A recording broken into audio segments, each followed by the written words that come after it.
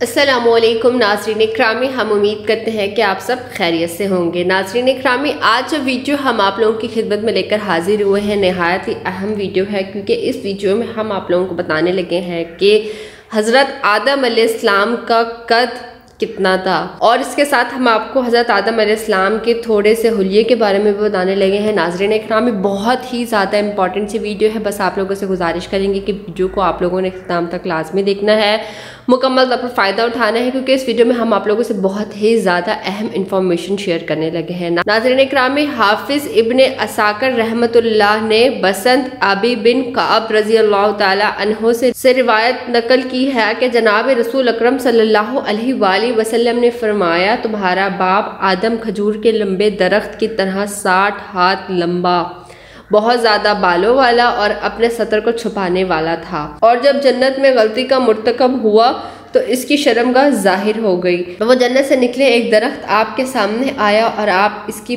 پیشانی کے بال پکڑ لیے، اور اللہ تعالیٰ نے آدم کو پکارا کہ اے آدم، مجھ سے بھاگ رہے ہو؟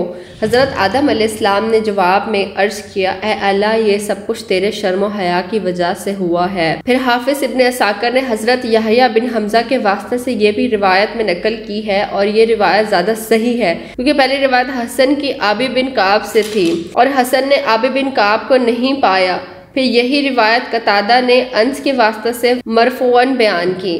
ناظرین اکرامی، تو یہ تھی ہماری آج کی ویڈیو، جس میں ہم نے آپ کو حضرت آدم علیہ السلام کے تھوڑے سے مختصر سے حلیے کے بارے میں بتایا ہے، اور حضرت آدم علیہ السلام کے قد کے بارے میں بتایا۔ تو ناظرین اکرامی، ہم امید کرتے ہیں کہ آپ کو ہماری ویڈیو بے حد پسند آئی ہوگی۔ کوئی بات جو پوچھنا چاہتے ہیں آپ کامنٹ کے تھرو پوچھ سکتے ہیں۔ اس کے ساتھ ہی ناظرین اکرامی، جن حضرات نے ابھی تک ہمارے چینل کو سبسکرائب نہیں کیا ہے، ان سے ہم گزارش کرنا چاہیں گے کہ ہمارے چینل کو جلدی سے سبسکرائب کریں اور بیل آئیکن کے بٹن کو لازمی پریس کریں، تاکہ آپ کو مزید آنے والی اس طرح کی انفارمیٹیو ویڈیوز کا نوٹیفیکیشن بھی ملتا رہے۔